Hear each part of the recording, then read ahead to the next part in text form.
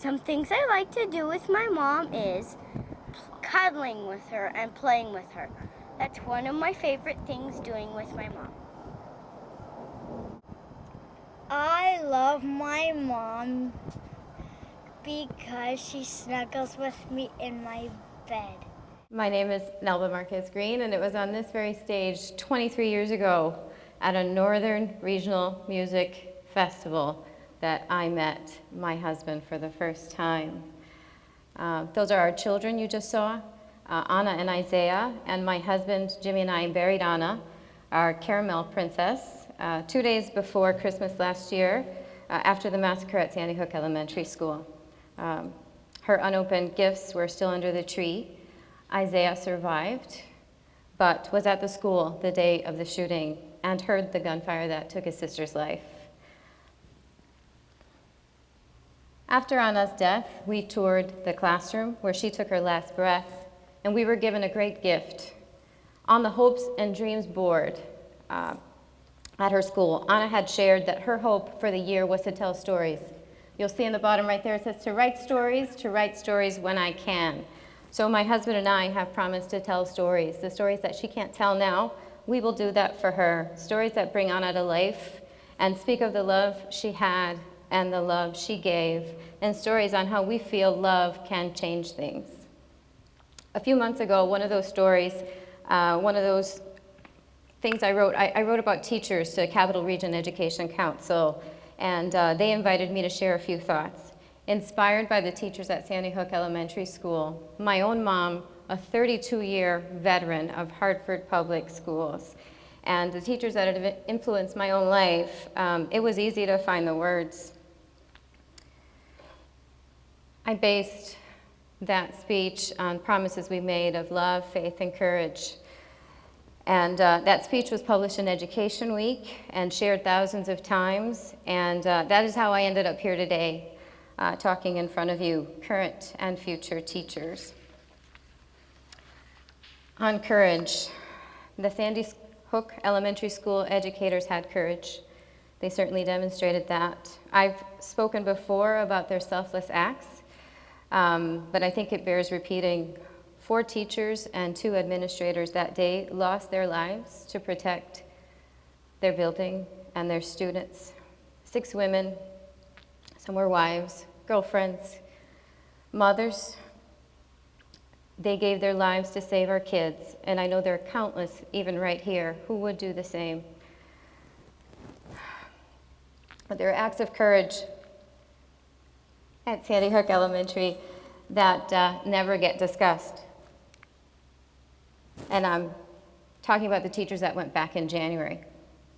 When I asked my son's teacher why she came back to work, she responded just like this. She said, because they're my kids, and my students need me now more than ever.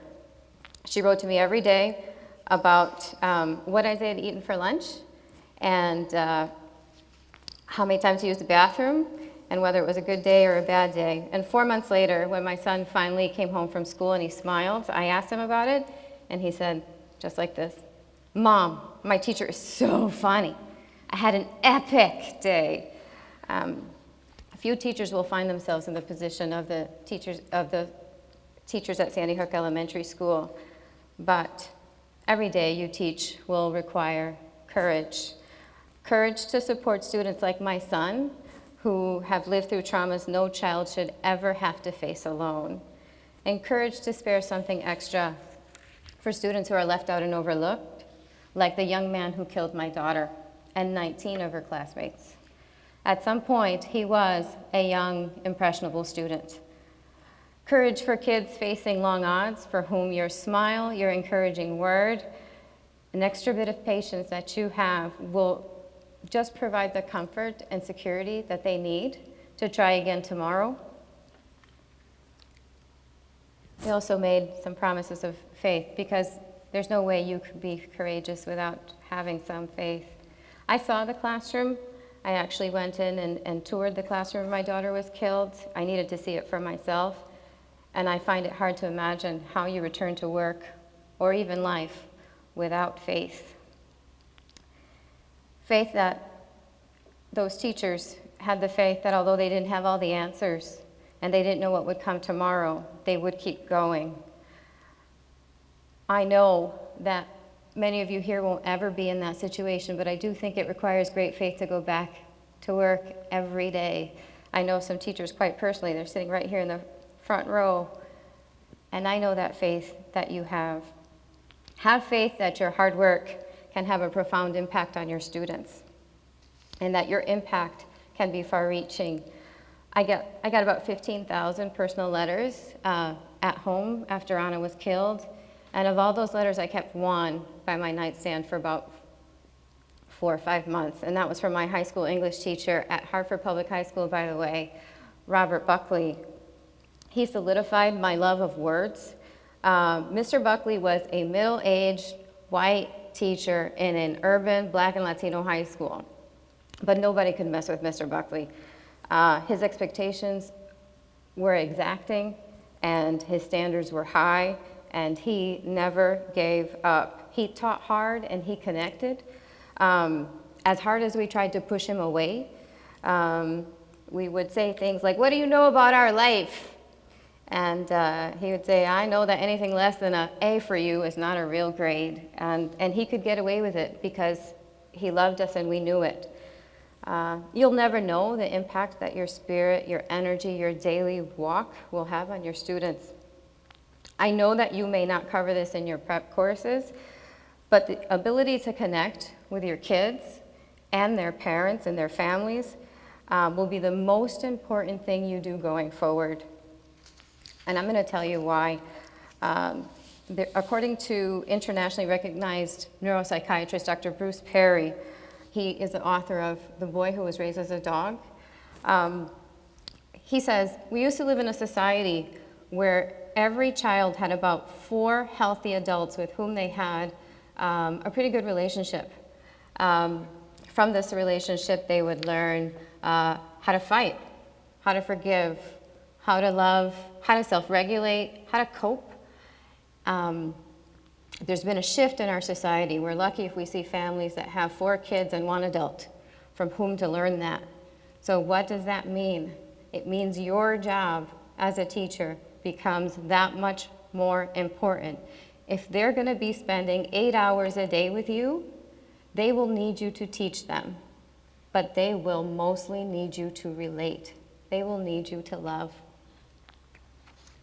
All children need love. This was the first day of school of last year.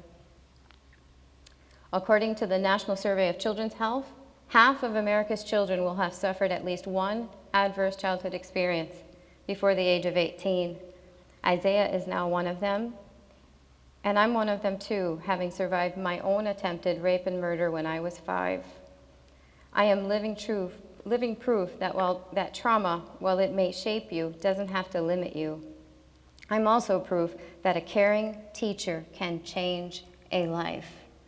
I had amazing teachers at Hartford Public High School. I can't thank them enough. They still get together on the 14th of every month and pray for my family. Children will arrive at your school in all manner of ways. Some, like Isaiah, harbor hurts and grieve deeply inside. Others won't. Some will come fully prepared and ready to learn, and others won't. Some will come with full bellies, and others will be too hungry to pay attention in your classes. Some will come from intact homes, and some will come from fractured ones. They will all need your love. If you do nothing else, you will need to love them. It will be way more important than any test you ever give. Isaiah still loves school.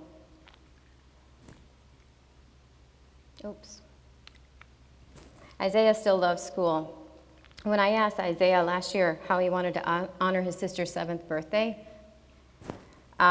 he said, "Mom, can we have a birthday party in my class? Maybe you and Dad can come tell stories about Anna, dance, and then we can have cupcakes."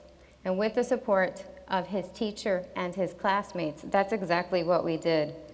The most significant interventions you will have with students may not be academic. He's still in school this year, missing his sister desperately, but grounded in love.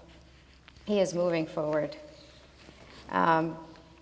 We name Anna after the praying widow in the Gospel of Luke, and Grace for the characteristic we most hope her life would embody. Anna was one of the most unself-conscious, easily relatable children I'd ever met. She had friends of every size, shape, and color, and she gleefully proclaimed herself African American, Puerto Rican, and Canadian, even though she wasn't Canadian. But as my pastor said at her service, Anna knew who she was.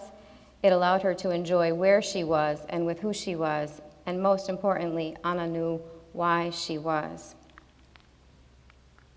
Reverend Dr. Martin Luther King had this to say about love. What we need is a realization that power without love is reckless and abusive, and that love without power is sentimental and anemic. Power at its best is love, implementing the demands of justice, and justice at its best is love, correcting everything that stands against love. There's power in that love stance, and there's overcoming in that love stance. Just the other day, someone said to my friend, "Did you know her?" "No, who?" "The woman who raised that monster." The monster she was referring to was Nancy Lanza, and the person she called a monster was Adam. The truth is, he killed my daughter, and something in his home went terribly wrong. But to call him a monster absolves me of my responsibility to see him as human, and calling him a monster absolves him of taking responsibility for his actions. I invite you to consider that if we go into this conversation about standing up for our children with this type of thinking, if we label the families and children who most desperately need us monsters, belligerent, lost causes, incorrigible, hopeless, crazy, we have already lost unconditional, positive regard. It's essential to healthy development. Make it a foundational principle of your work. It will change your life and the life of your students. Washington needs a whole lot of change, but while we wait for them, let's do it ourselves. We can make change right here in our schools, in our neighborhoods, as parents and people who care for children. I stand before you now, still as Anna and Isaiah's mom, working as the Director of Mental Health and Relational Wellness for Sandy Hook Promise, and as the founder of the Anna Grace Project. 2 ways I show love winning. How will you show love winning in your classroom, with your family, in your community? I invite you to take the opportunity to think about that and how you can just really own love winning. Thank you.